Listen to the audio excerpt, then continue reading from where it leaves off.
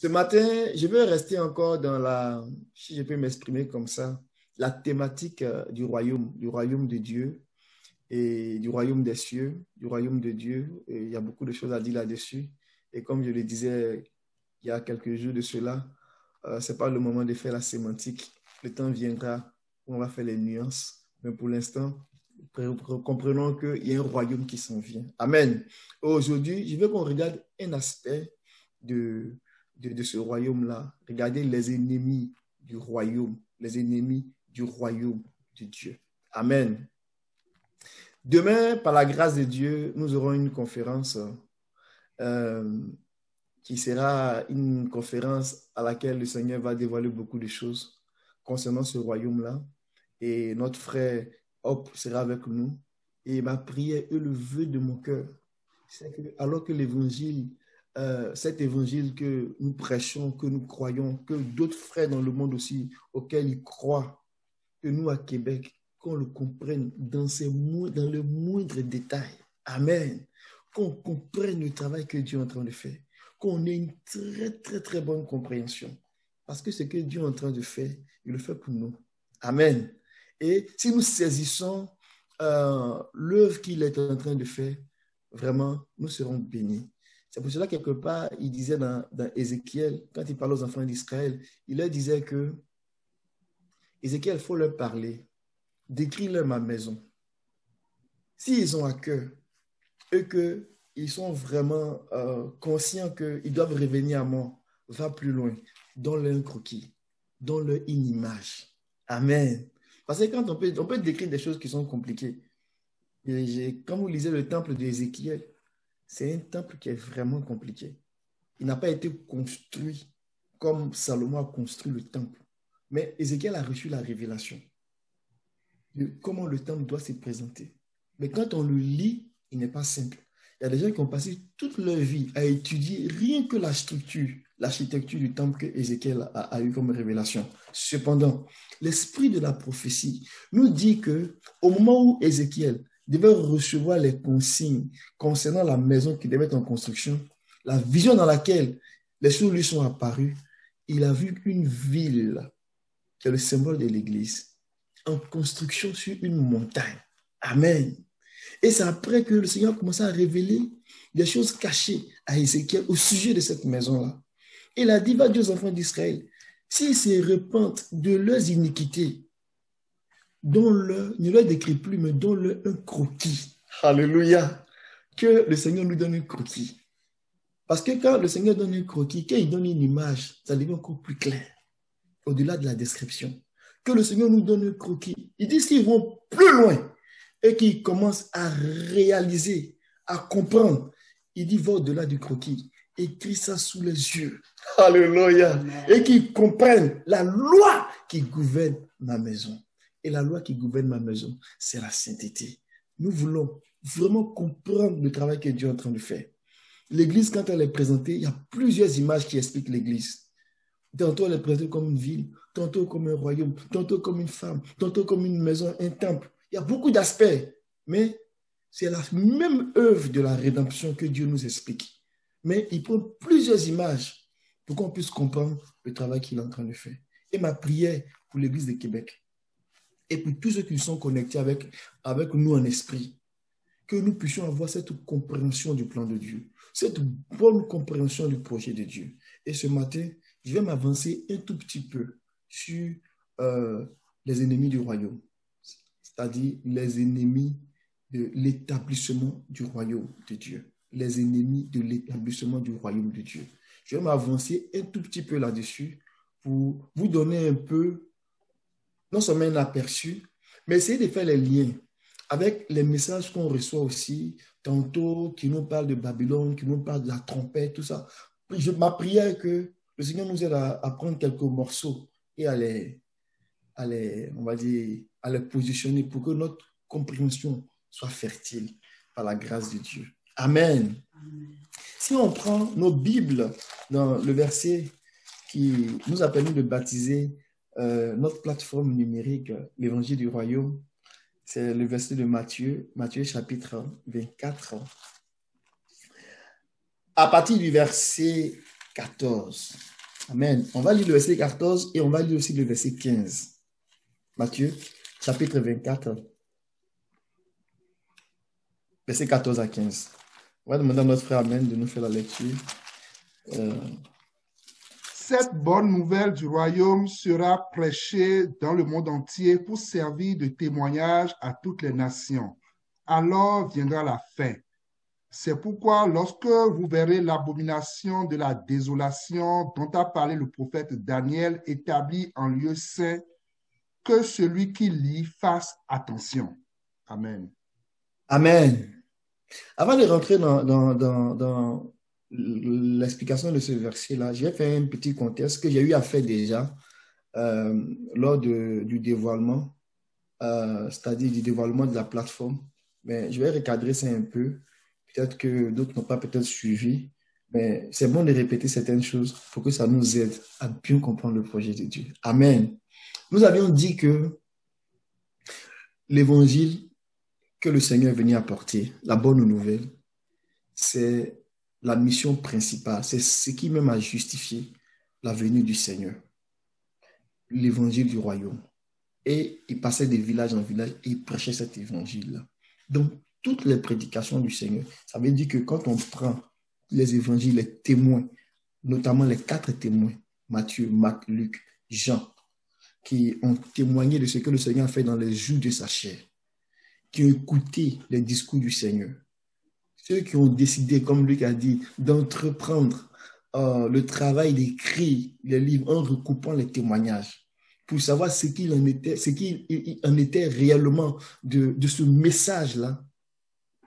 Quand on met tous ces messages ensemble, le cœur du message, c'est le royaume de Dieu. Mais quand on parle du royaume de Dieu, on ne peut pas le regarder déconnecté de l'œuvre de la rédemption.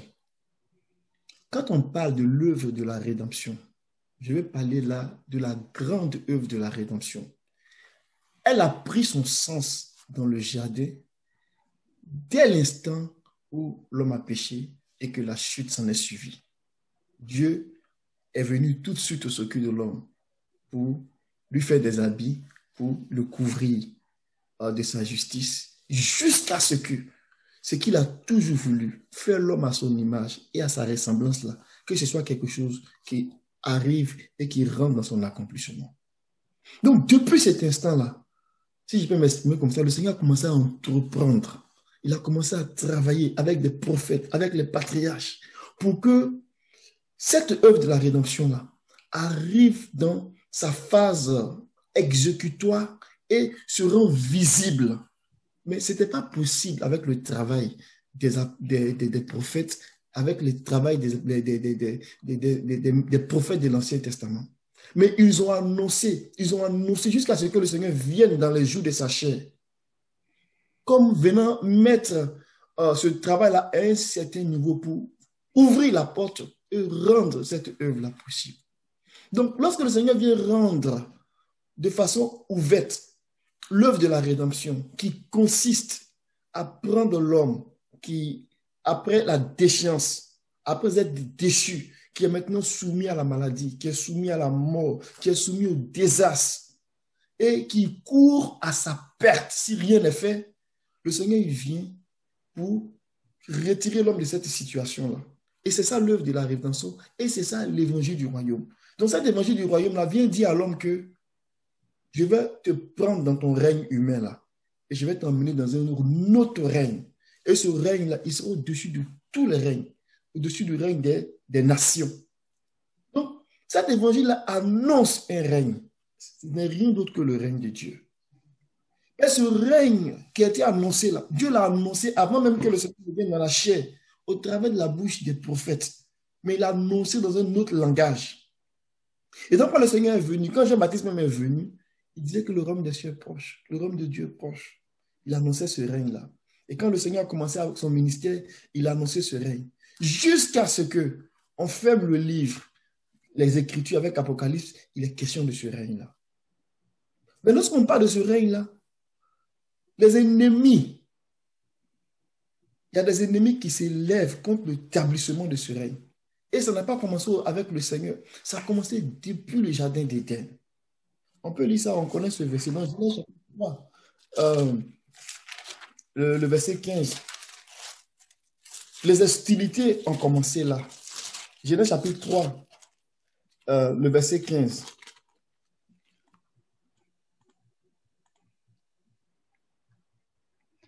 Je mettrai inimitié entre toi et la femme, entre ta postérité et sa postérité. Celle-ci t'écrasera la tête et tu lui blesseras le talon. Amen. Je mettrai inimitié entre la postérité du serpent et la postérité de la femme. Les hostilités ont commencé là. Ces hostilités-là, c'était la guerre qui allait avoir lieu entre la lumière et les ténèbres. La guerre entre le péché et la justice. La guerre entre le faux et le vrai. Donc, ces hostilités ont commencé depuis. Et c'est au travers de ces hostilités-là que Dieu aussi a commencé à travailler. Amen. Donc, dans l'histoire de l'homme, dans l'histoire d'Israël, qui est l'Église de l'Ancien Testament, dans l'histoire de l'Église, Dieu a commencé à travailler pour que cette guerre-là soit à la faveur de la postérité de la femme. Amen. Pour que la victoire revienne à la postérité de la femme. Parce que la postérité de la femme, c'était dans une image, là, ça parlait dans son accomplissement parfait, ça parlait de Apocalypse 12. La femme qui va naître de cette femme-là, c'est celle-là qui va vaincre le serpent ancien et ses anges déchus. Mais Ésaïe a vu ça aussi. Pour ne pas dire, Ésaïe est rentré dans cette pensée-là. Il dit, oh, la jeune fille sera enceinte. Mais une jeune fille qui est enceinte, il n'y a rien d'étonnant. Mais c'est une vierge qui n'a pas connu d'homme.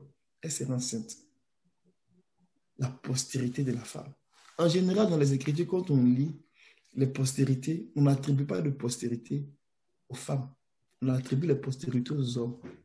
Mais la postérité de la femme, c'est une autre dimension.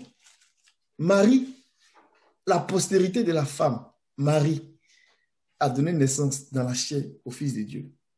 Mais elle était une image de l'Église qui va donner naissance à des fils de Dieu. Cette postérité-là, c'est la nature humaine qui a reçu l'Évangile, qui est rentrée dans l'œuvre de la rédemption et qui arrive maintenant à accomplir parfaitement la volonté de Dieu, qui a réalisé, qui a atteint le niveau que Dieu veut. C'est l'Église qui est vainqueur. Mais pour que ça soit possible, il y a une bataille qui se mène. Il y a un travail, il y a la guerre, il y a inimitié entre la lumière. Donc, lorsqu'on parle de l'évangile du royaume, ce n'est pas d'une nouvelle doctrine, ou bien quelque chose de différent de l'œuvre de la rédemption que Dieu a commencé. L'évangile du royaume, cette bonne nouvelle qui annonce l'établissement du royaume, cette bonne nouvelle-là, ce qu'elle vient faire là, elle vient chercher parmi les hommes, elle vient chercher parmi les nations, un peuple qui sera mis à part pour Dieu. Amen. Donc, dans un premier temps, la bonne nouvelle, elle est prêchée à toutes les nations. Mais c'est en vue d'aller sélectionner un peuple pour Dieu. Amen.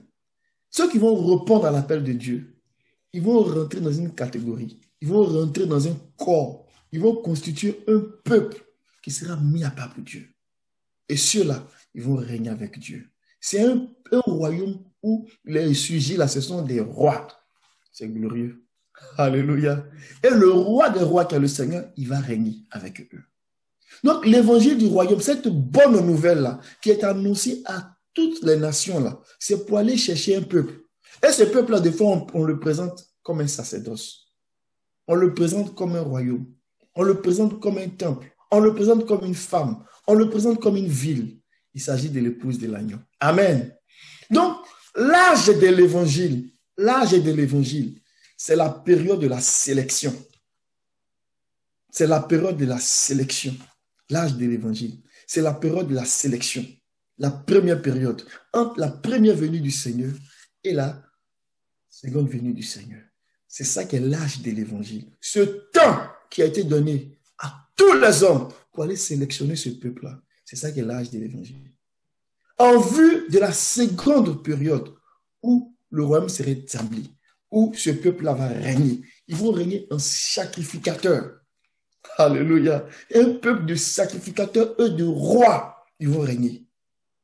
Donc, le travail que Dieu est en train de faire là, il y a comme deux phases.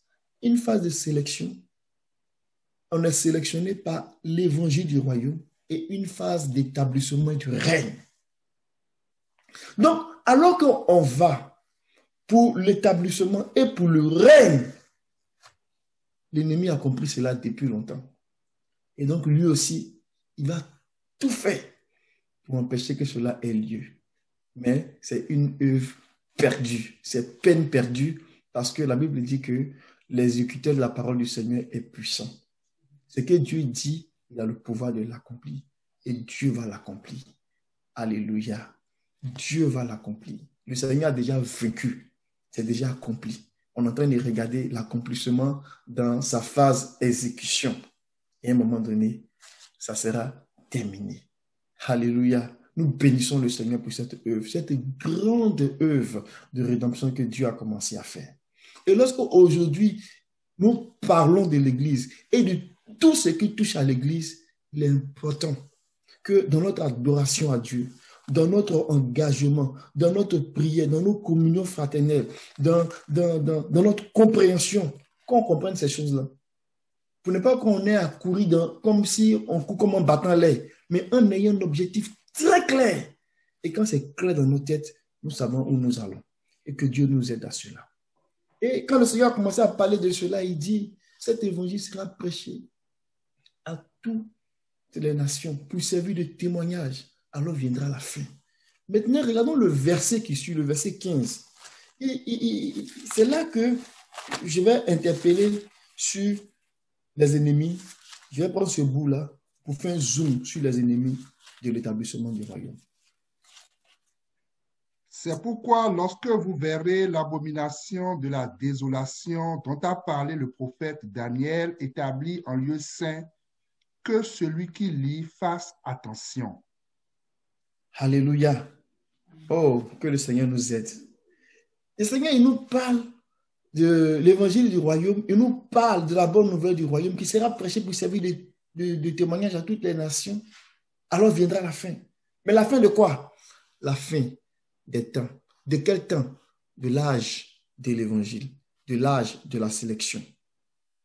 Ce temps-là qui a été comme donné aux nations, le Seigneur va dire, je vous ai donné du temps. C'est pour cela que ça va servir de témoignage à toutes les nations, pour mettre fin au temps des nations, au temps du règne des nations. Maintenant, le roi va rentrer en scène, le roi va régner. Et c'est la statue qu'on a vue, la vision de Nebuchadnezzar, la statue de Nebuchadnezzar, de cette petite pierre qui s'est détachée de nulle part sans le secours d'une main et qui a frappé la statue de Nebuchadnezzar, c'était l'Église. C'était Christ qui est devenu comme une montagne avec l'Église et qui est venu frapper la statue pour s'imposer et pour régner. Et on dit son royaume ne passera pas à un autre royaume. Donc, c'est là-bas que nous allons avec le Seigneur. Il vient frapper le monde et il arrête leur règne, il arrête leur temps et on rentre dans un autre temps qui lui appartient. C'est pour cela que dans Apocalypse chapitre 11,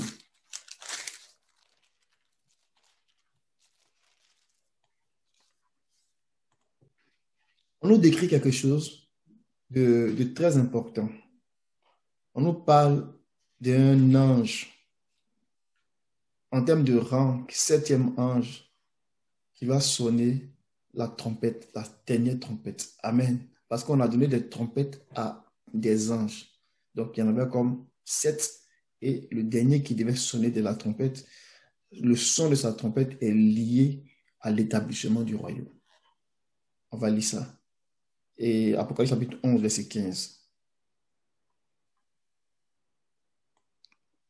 Le 7e ange sonna de la trompette, et il y eut dans le ciel de fortes voix qui disaient, « Le royaume du monde est remis à notre Seigneur et à son Christ, et il régnera au siècle des siècles. » Amen.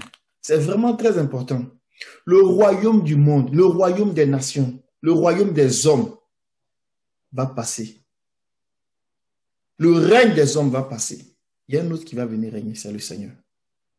Et il régnera au siècle des siècles. Son royaume ne passera pas.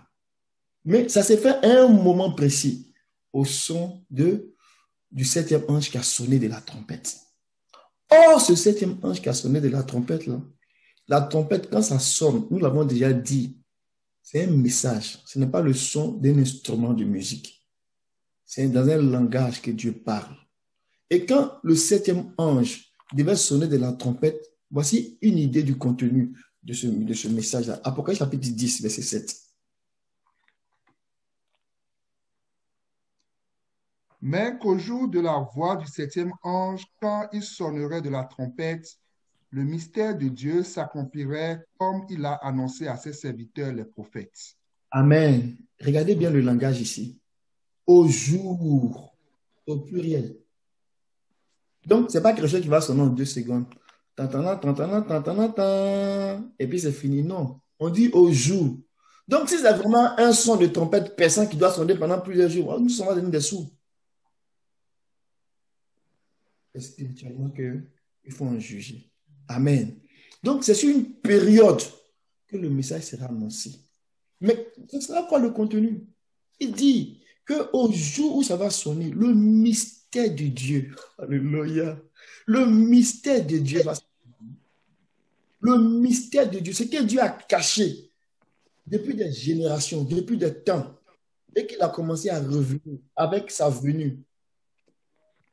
Il a commencé à enlever le voile de façon beaucoup plus claire, même si les prophètes ont commencé à enlever le voile progressivement. Mais quand le Seigneur est venu, il a enlevé vraiment le voile. Et il continue à travers les messages de ses serviteurs d'enlever le voile. Mais jusqu'à ce que le septième ange tombe, tout le mystère de Dieu va s'accomplir. Et les choses seront claires. Et l'Église va pouvoir rentrer là-dedans. Que le Seigneur nous donne d'apprécier ces choses-là. Donc, il y a un son de trompette qui va sonner pour que la transition se fasse. Donc, le passage du royaume des hommes au royaume de Dieu, là, c'est le son de la trompette qui va révéler les intentions de Dieu de façon très claire, sans énigme. Et le peuple de Dieu va expérimenter cet établissement-là et ce règne avec le Seigneur.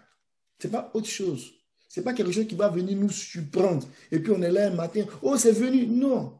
Au jour, c'est un temps qui va s'écouler. Et durant ce temps-là, il y a un message qui va venir nous nettoyer, nous préparer, nous conditionner. De sorte que quand ces choses-là vont arriver, nous ne serons pas pris du courant. On va lire. C'est des fois quand on parle du royaume, on a dit qu'on associait le royaume à la seconde venue du Seigneur. Donc, la seconde venue du Seigneur, là, ça vient comme être le début de l'établissement du royaume. Et très souvent, quand on parle de la seconde venue du Seigneur, le Seigneur lui-même, dans ses déclarations, des fois, il a dit, je viendrai comme un voleur. Donc, il y a un caractère un peu de surprise là-dedans. Mais le Seigneur, tantôt il parle d'une manière, tantôt il parle d'une autre. Quand on écoute les apôtres et les prophètes de Christ, ils nous donnent encore un peu de lumière sur ces choses-là.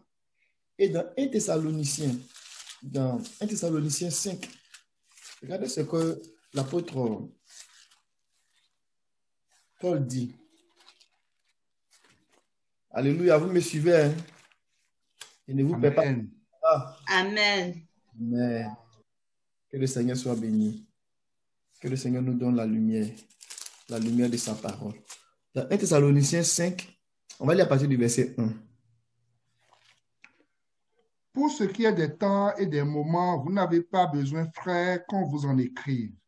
Car vous savez bien vous-même que le jour du Seigneur viendra comme un voleur dans la nuit.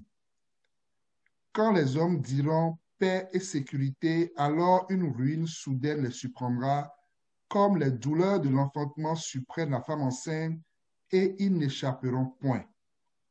Mais vous, frères, vous n'êtes pas dans les ténèbres pour que ce jour vous surprenne comme un voleur. Vous êtes tous des enfants de la lumière et des enfants du jour. Nous ne sommes point de la nuit ni des ténèbres. Ne dormons donc point comme les autres, mais veillons et soyons sobres. Car ceux qui dorment, dorment la nuit, et ceux qui s'enivrent, s'enivrent la nuit. Mais nous qui sommes du jour, soyons sobres, ayant revêtu la cuirasse de la foi et de la charité, et ayant pour casque l'espérance du salut. Amen.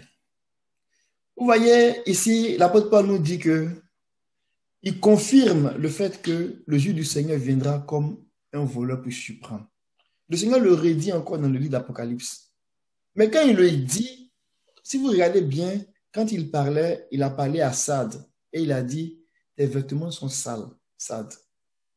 Je n'ai pas trouvé tes œuvres parfaites. Si tu ne te réponds pas, quand je vais venir, tu ne sauras pas. Est-ce que vous voyez un peu? C'est ça qu'il a dit à Sade. Il dit, je vais venir comme un voleur. Si tu ne te réponds pas, quand je vais venir, tu ne le sauras pas. Et quand on lit ici l'apôtre Paul, Paul dit, ceux qui dorment, ils dorment la nuit. Mais ceux qui sont du jour, ça ne peut pas les surprendre. Amen. Alléluia.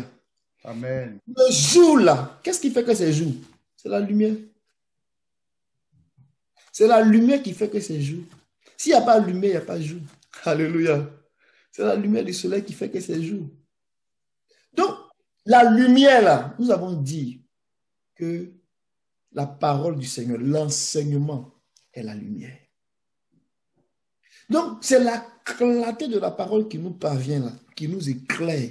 La Bible dit que le méchant qui vit dans les ténèbres, il ne peut pas voir ce qui va le faire trébucher. Mais le juste, il est dans la lumière de Dieu.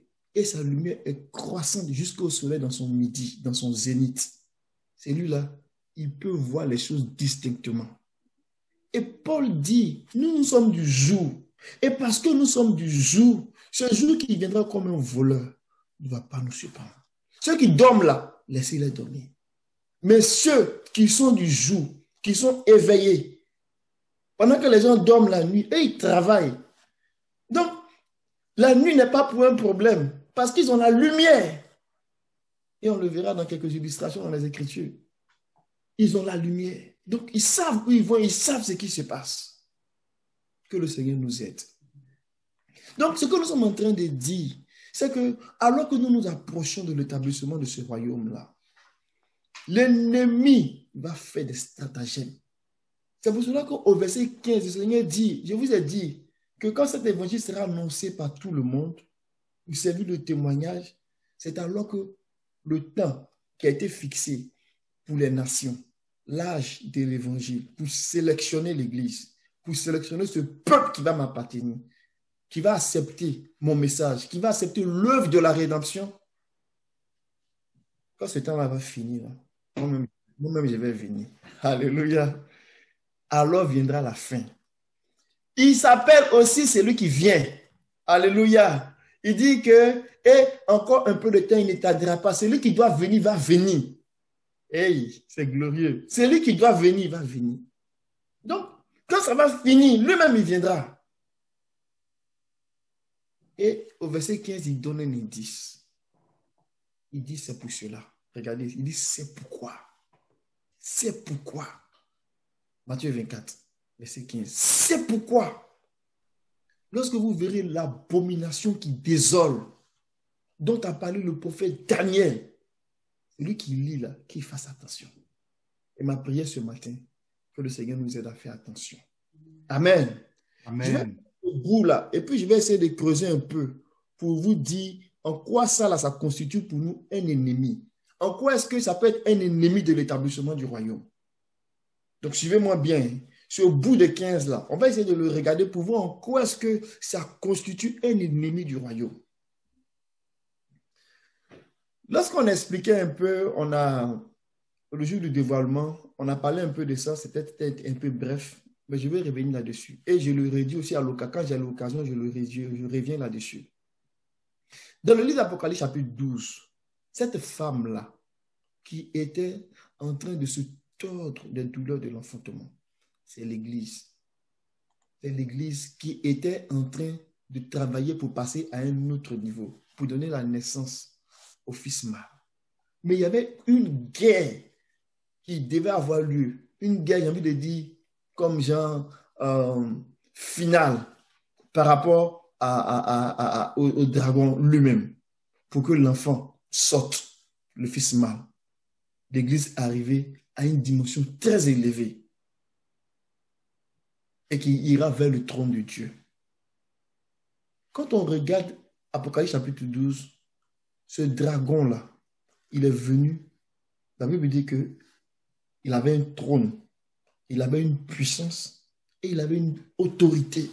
Donc il n'est pas venu simplement, il n'est pas venu pour parler seulement, il est venu avec tout ça, son trône, il avait un trône, il était bien assis même. Il avait une puissance, une force de frappe. Il avait une grande influence, un grand pouvoir pour détruire, pour nuire. Il n'est pas venu pour s'amuser. Il est venu vraiment pour voler, égorger et détruire. Ça, c'est sa mission. Donc, il voulait même dévorer l'enfant qui allait naître. D'après le Apocalypse chapitre 12. La Bible dit qu'il n'a pas pu réaliser cet objectif-là. Il ne s'est pas arrêté là. On va prendre le chapitre 12 toujours, le dernier verset du chapitre 12 et le premier verset du chapitre 13. Que le Seigneur nous aide. Et le dragon fut irrité contre la femme et il s'en alla faire la guerre au reste de sa postérité, à ceux qui gardent les commandements de Dieu et qui ont le témoignage de Jésus. Apocalypse 13, verset 1. Et il se tint sur le sable de la mer. Puis je vis monter de la mer une bête qui avait 10 cornes et 7 têtes, et sur ses cornes 10 diadèmes, et sur ses têtes des noms de blasphème. Amen. Je vous invite, et je le souhaite vraiment, prenez du temps, je ne dirai pas ceux qui ont le temps, prenez du temps pour ça. Sur le site l'Évangile du Royaume, il y a des livres qui parlent de ça. Le frère Hope a écrit un livre qui est en train d'être traduit, mais il y a des bouts qui sont disponibles. Et il y a un des bouts qui est disponible qu'on a appelé le langage de la prophétie. Ça explique un peu le langage. C'est-à-dire que la Bible, c'est un langage. Ça explique un peu le langage. Donc, en fait, ça a été écrit pour pouvoir expliquer un peu Apocalypse. Donc, il va prendre quelques symboles, quelques signes, et puis il va expliquer. C'est bien détaillé. Prenez le temps de lire. Je vous demande pardon par la compassion du Seigneur. Asseyez-vous et lisez. Quand vous allez commencer à lire, là, vous allez comprendre le langage. Vous allez comprendre beaucoup de choses. Donc, prenez le temps pour le faire. Et pour ceux qui ont des questions et qui veulent des choses, on peut, pendant les mardis, là, on peut s'asseoir. Le temps que ça va prendre, là, ça va prendre. Il faut qu'on comprenne ces choses. Que notre esprit s'ouvre et que nous marchions à la clarté de sa lumière. Par sa lumière, nous voulons voir la lumière. Amen. Amen. Si nous voyons la lumière, assurément, nous serons les enfants du jour. Nous serons du jour. Le Seigneur a dit quelque part dans Jean, il dit, marchez dans la lumière et vous serez appelés fils de lumière. Donc, si nous marchons dans la lumière, là, tu es sûr que ce jour ne va pas nous surprendre. Alléluia. Moi, je ne veux pas que ce jour-là me surprenne. Et je sais aussi que vous ne voulez pas que ce jour-là vous surprenne. Et nous voulons dire au Seigneur, l'Église de Québec ne veut pas que ce jour-là le surprenne. Non. Nous voulons que ce jour-là, qu'on puisse voir là-dedans. Clairement, ce qui va se passer, c'est possible et c'est disponible. Il faut marcher à la clarté, à la lumière de la parole. Le dragon, ce Satan, l'ancien Satan, le serpent ancien, ce méchant, ce menteur, il a aussi des anges avec lui. Mais on n'est pas en train de parler des anges de la création où on dit il jouait la musique au ciel et puis après, quand il a péché, il y a un tiers des anges. On ne parle pas de ça. On parle des individus qui ont épousé la volonté de Satan et qui travaillent au service de Satan. Ils vont faire la guerre à des individus qui ont épousé la pensée de Christ. eux qui vont vers la maturité de Christ. On dit Michael et ses anges. On ne parle pas des gens qui sont dans le ciel, esprit. On parle des vainqueurs avec Christ. Ils vont se battre, ils vont lutter et ils vont gagner la bataille sur Satan et ses anges déchus. Ils n'ont pas le temps de parler des anges déchus. On parle des réalités dans ce monde-là, mais spirituelles. Que le Seigneur nous aide. Satan va échouer et il va aller se poster devant le sable de la mer. Waouh! Le sable de la mer, là, ça représente ici comme les choses terrestres, les nations. Et c'est de là-bas. La bête qui va sortir là, c'est une bête du système des nations. C'est une bête démoniaque qui va faire même, ça peut être même des religions, mais démoniaques qui n'ont rien à voir avec Dieu. Tout ce qui est mystique qu'on peut imaginer, Satan va aller les chercher. C'est pour cela qu'on dit il va donner une plus grande. Regardez bien, il avait un trône, ce Satan-là. Il avait la puissance et il avait un pouvoir. C'est décrit à travers les cornes, les couronnes, tout ça.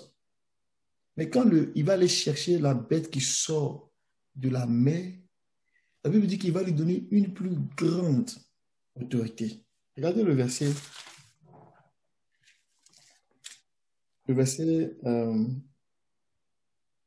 2.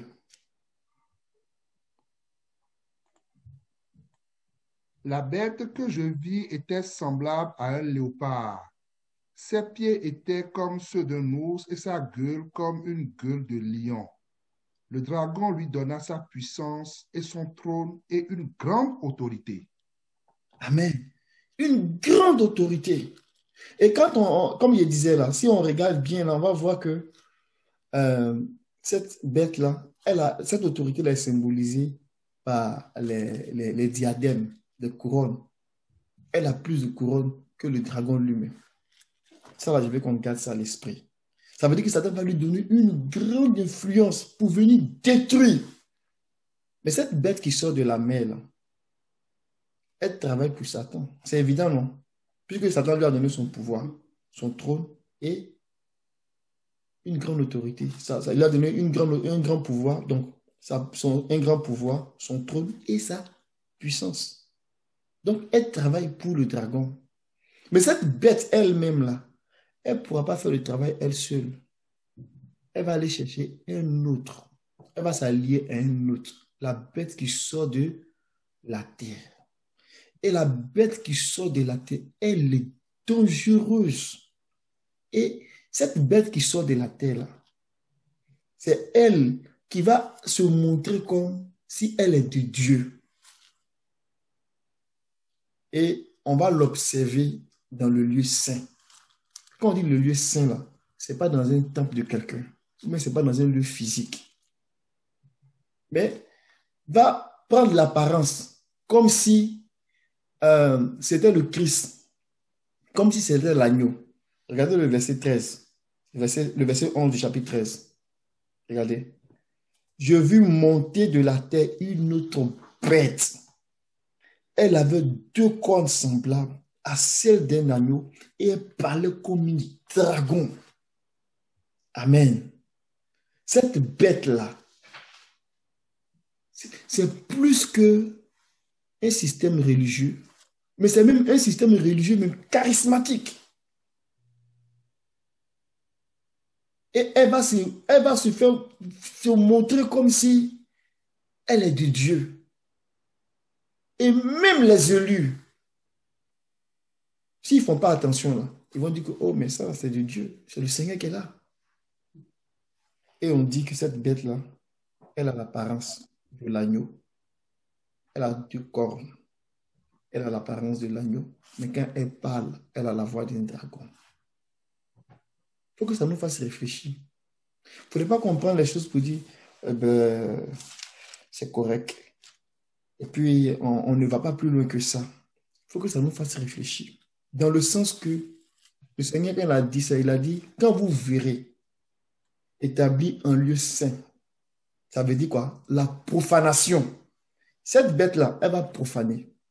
Elle va vraiment profaner. Elle va s'habiller comme un agneau. Elle va avoir l'apparence d'un agneau, mais elle est au service de la bête qui sort de la mer. Or, la bête qui sort de la mer, elle-même, elle est au service du diable. Mais regardez quelque chose. Verset 12. On dit que cette bête-là, qui sort de la terre, on dit, elle exerce tout le pouvoir de la première bête. Et ça doit maintenant réfléchir. Ça veut dire qu'elle exerce tout le pouvoir, toute l'autorité de la première bête. Ça veut dire que la puissance qu'elle exerce, le pouvoir qu'elle exerce, l'autorité qu'elle exerce là, c'est toute l'autorité de la première bête qui, cette autorité qui est elle-même supérieure à l'autorité même de l'autorité du dragon. Parce que le dragon, son autorité était symbolisée à on dit cette couronne ou bien cette diadème. Mais la bête qui sort de la mer avait 10 diadèmes. Et la bête qui sort de la terre avait pris l'autorité. Mais elle devait agir en présence de la bête qui sort de la terre. Quand on dit ces choses-là, ça ressemble encore des paraboles. Retournons dans le livre de Nombre. Nombre 25. Non, peut-être même un peu plus Nombre 22. Je pense que le frère Memel aussi nous a partagé là-dessus. On va lire le verset 1 au verset 5. Ce n'est pas des choses qu'on traite en une heure. Mais comme j'ai dit, je vais vous montrer un peu un survol. Par la grâce de Dieu, on va revenir sur ces aspects-là. Et puis, ça va nous aider encore à bien comprendre le projet de Dieu. Amen. Les enfants d'Israël partirent et ils campaient dans les plaines de Moab au-delà du Jourdain vis-à-vis de Jéricho. Balak, fils de Sippor, vit tout ce qu'Israël avait fait aux Amoréens. Et Moab fut très effrayé en face d'un peuple aussi nombreux. Il fut saisi de terreur en face des enfants d'Israël. Moab dit aux anciens de Madian, « Cette multitude va dévorer tout ce qui nous entoure comme le bœuf broute la verdure des champs. » Balak, fils de Sippor, était alors roi de Moab. Il envoya des messagers auprès de Balaam, fils de Béor, à Péor sur le fleuve, dans le pays des fils de son peuple, afin de l'appeler et de lui dire, « Voici, un peuple est sorti d'Égypte, il couvre la surface de la terre et il habite vis-à-vis de moi. » Amen. Oh, que le nom du Seigneur soit béni. Les ennemis d'Israël, certains royaumes ont vu la gloire, la Shekinah qui était sur Israël. Israël partait pour s'installer. Israël partait pour régner. Alléluia. Et ils n'ont pas pu, ils voyaient ça venir. Ils ont dit non, si ce peuple-là va pour régner, mais nous on est foutus. Mais c'est ce que Satan est en train de voir. Satan voit l'église qui va pour s'asseoir pour régner. Donc quand il voit là, il dit, c'est pas possible. Il faut qu'on arrête cette œuvre-là. Lui aussi, il va aller chercher son comment on appelle ça? Son Balak et son Balaam. Quand on lit ici, là, Balak, il allait chercher un prophète. Mais ce prophète-là, il est venu, il voyait des choses, Dieu lui parlait. Mais quand on lit bien, on voit que c'est l'amour de l'argent, c'est l'amour des gains, l'amour des biens, l'amour de ce monde. On le voit un peu plus loin dans Nombre 31, que Dieu s'est vengé de lui et il a été tué. Mais il a été tué avec les rois parce qu'il a aimé les honneurs. Et il a livré Israël dans les mains de Balak. Amen. Cette écriture-là qui s'est passée, c'est une histoire. Mais la puissance de la parole prophétique là, peut nous amener à comprendre l'Apocalypse qu'on est en train de regarder. Là. C'est-à-dire que l'ennemi vient à travers un roi des nations qui voit que le royaume est en train de passer vers un autre royaume. Est-ce que vous voyez un peu? Israël va régner bientôt. Le royaume va en train de partir dans la main d'un autre roi. Il faut l'empêcher.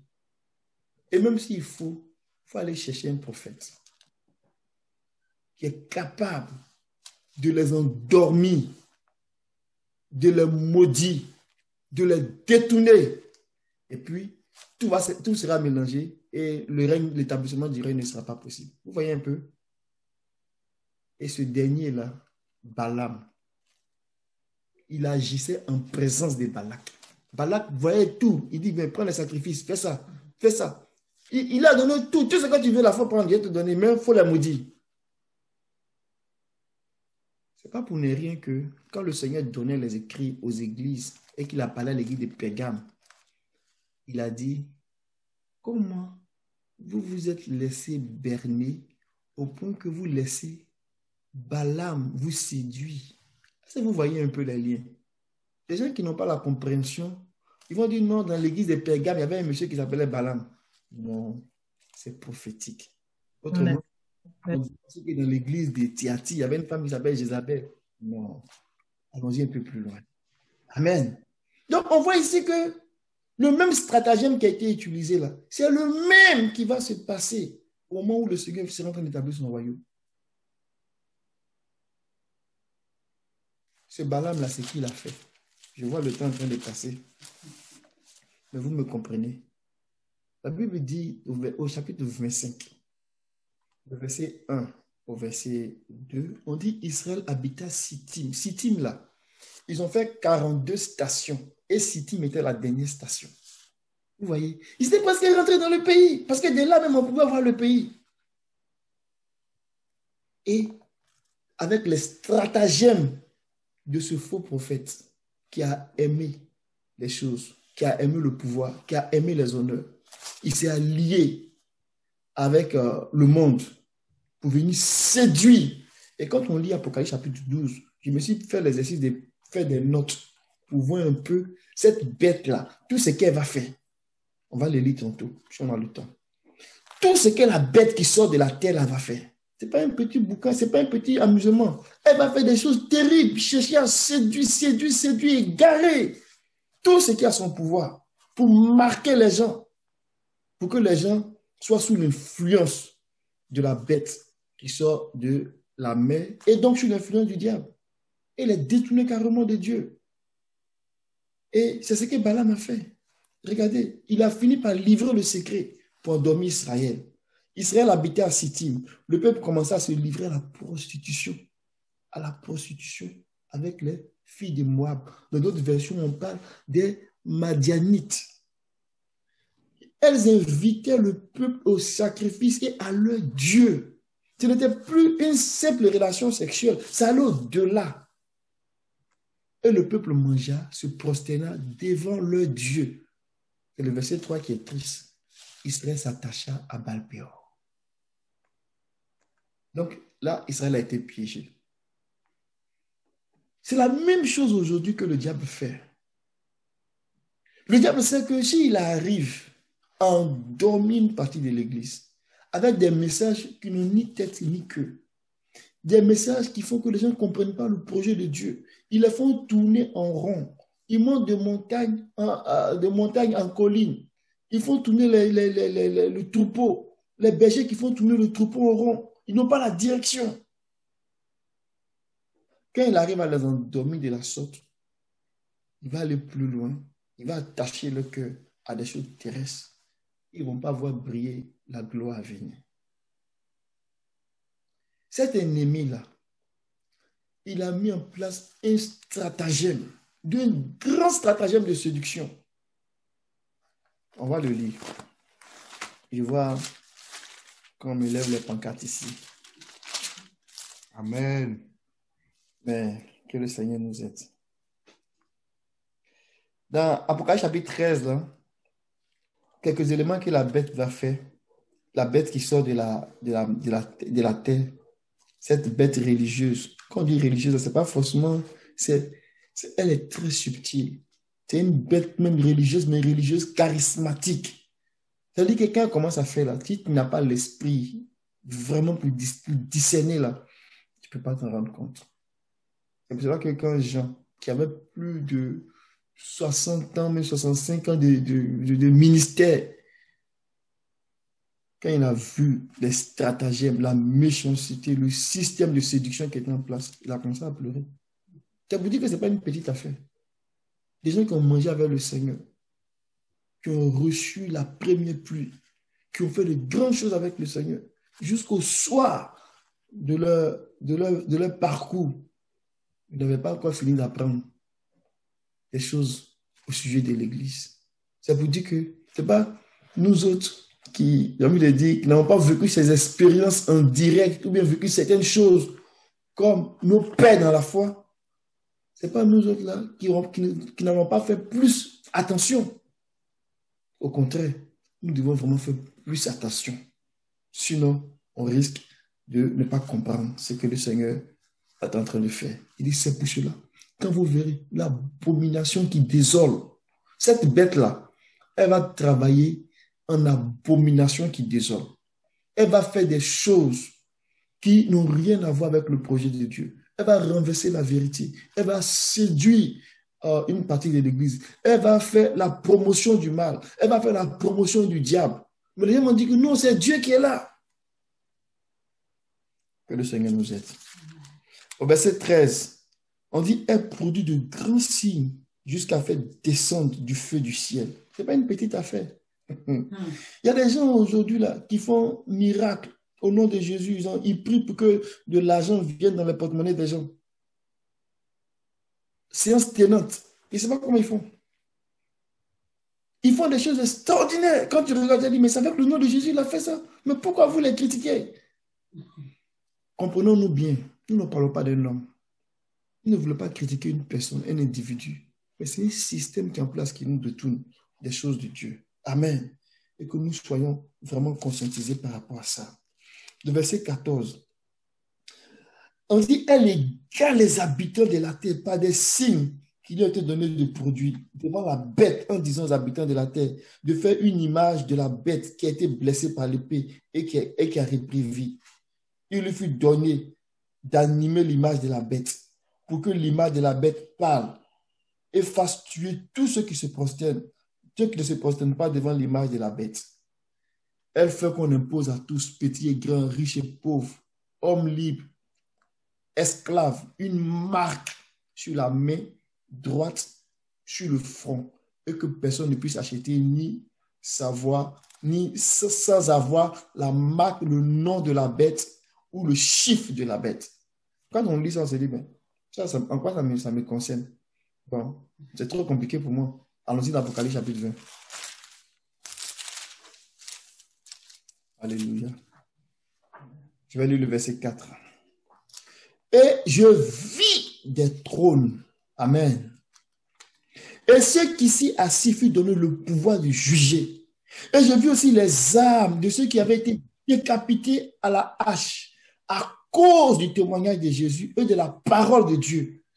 Et ceux qui n'étaient pas prosternés devant la bête, ni devant son image, et qui n'avaient pas reçu la marque sur le front, ni sur leurs mains. Il reprit vie et il régna avec Christ pendant 1000 ans. Alléluia. Vous voyez que le règne là, c'est un lien avec les activités de la bête.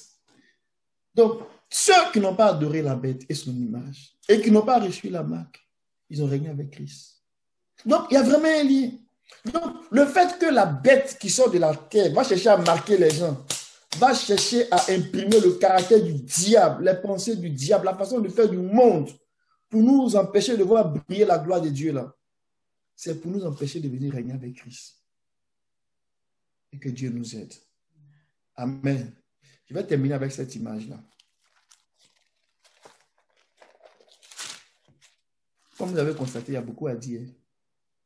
Je voulais, dans l'un des objectifs que je m'étais fixé, mais c'était un peu ambitieux, de démontrer que la bête qui sort de la terre, ce n'est pas quelque chose qui est extérieur à l'Église, mais c'est né dans l'Église.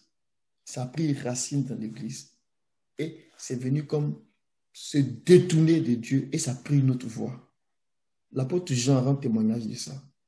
L'apôtre Jean rend témoignage de ça dans 1 Jean chapitre 2. Il dit que c'est du milieu de nous qu'ils sont sortis, mais ils n'étaient pas des nôtres. L'apôtre Paul, il rend témoignage de ça. Dans Actes chapitre 20, il dit, au milieu de vous, il parlait aux anciens d'Éphèse, il dit, du milieu de vous, des loups vont sortir.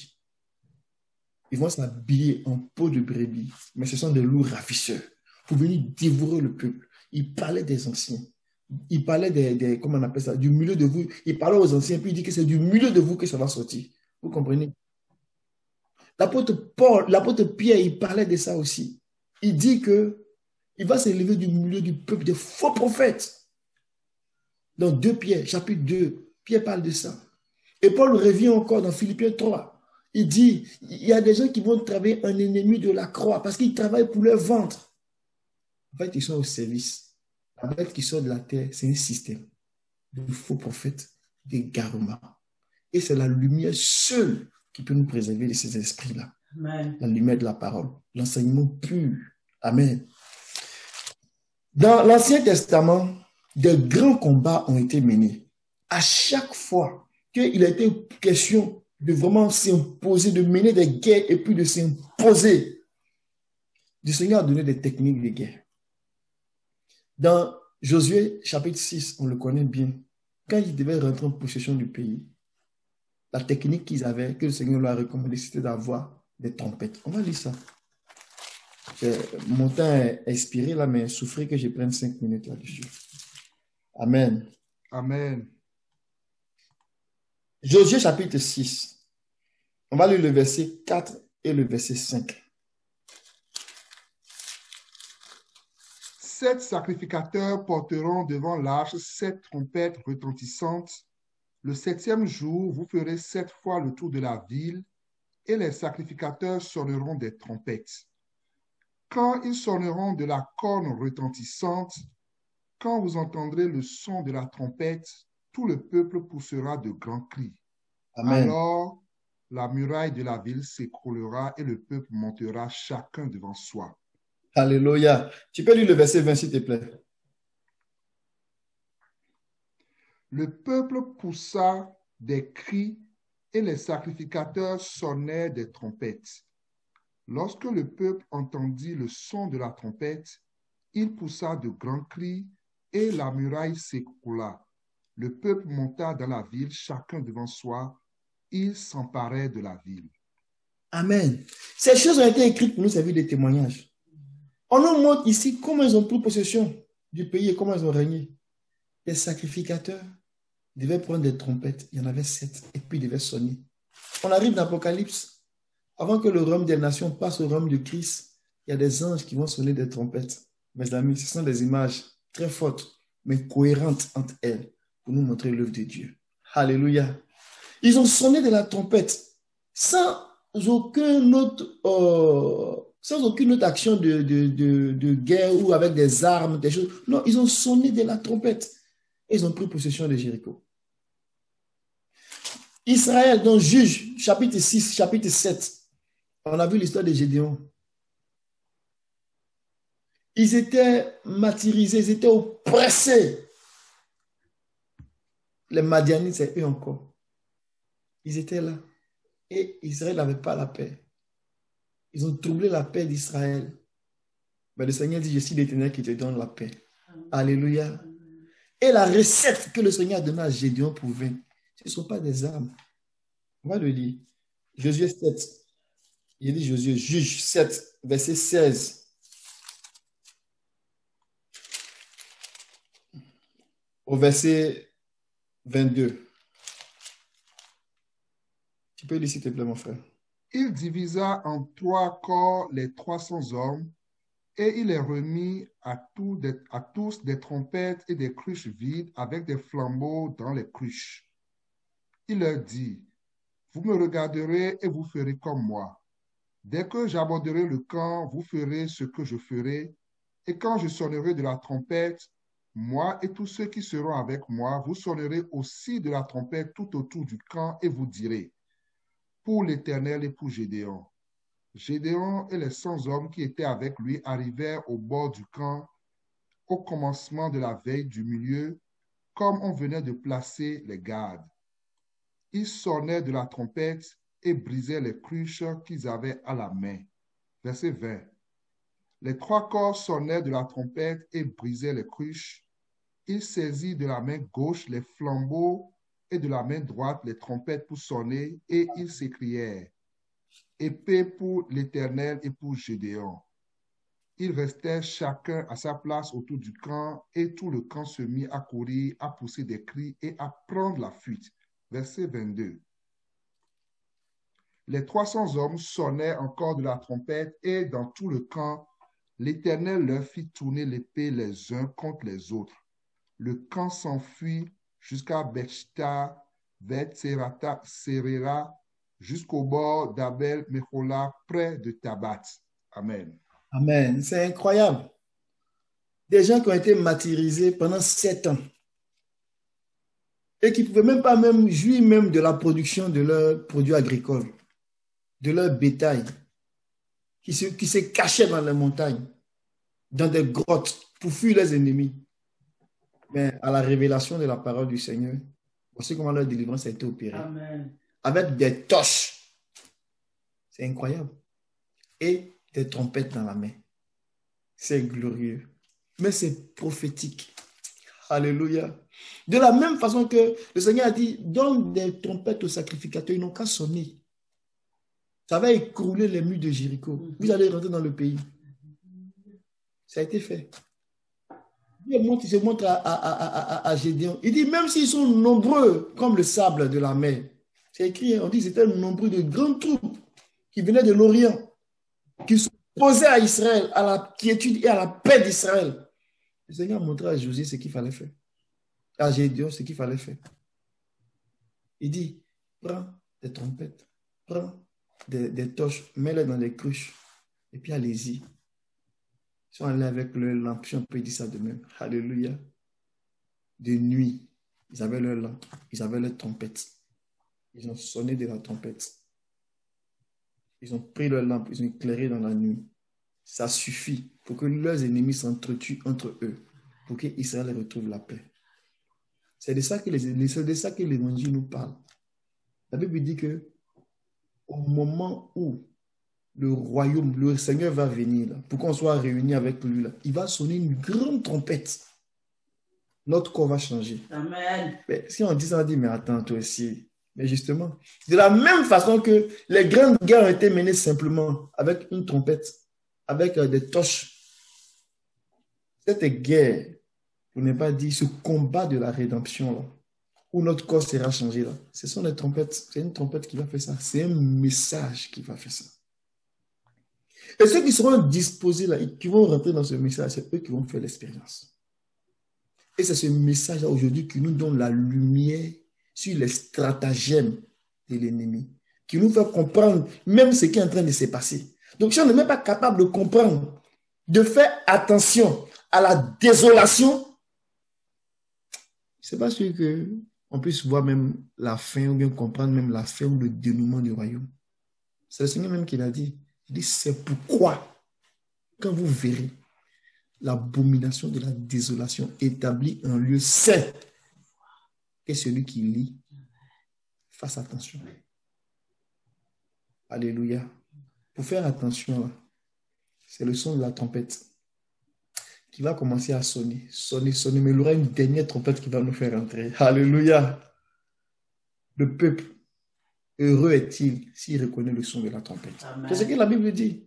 Heureux le peuple qui reconnaît le son de la trompette, le message de son temps. Église de Québec, nous sommes heureuses. Nous sommes heureux si nous reconnaissons le son de la trompette.